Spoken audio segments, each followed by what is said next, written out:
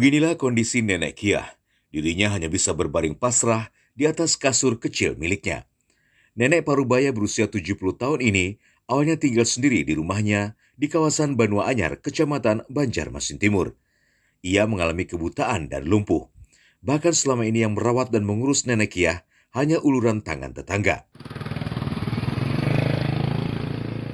Melihat hal itu, DPW Sri Kandi Provinsi Kalimantan Selatan melihat langsung kondisi dan tempat tinggal Nenek Kiah.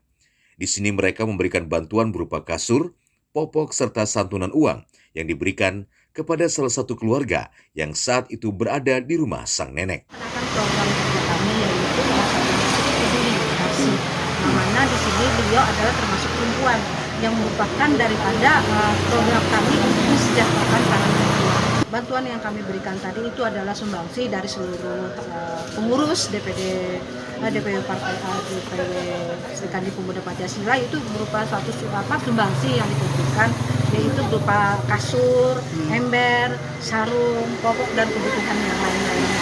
Juga ada sedikit uang untuk konsumsi makan beliau.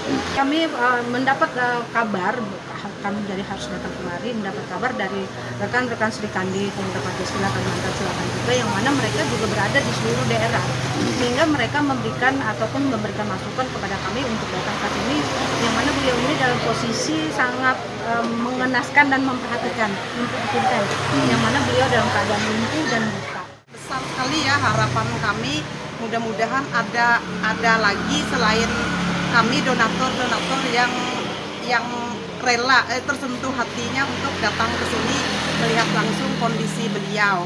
Beliau seorang diri, tidak punya suami, tidak punya anak, terus dengan keadaan yang sangat serba terbatas ya, lumpuh dan buta.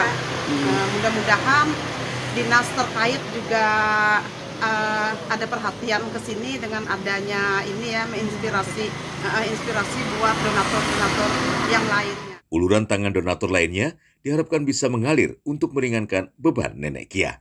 Dari Banjarmasin, Alif Hidayatullah, K1net.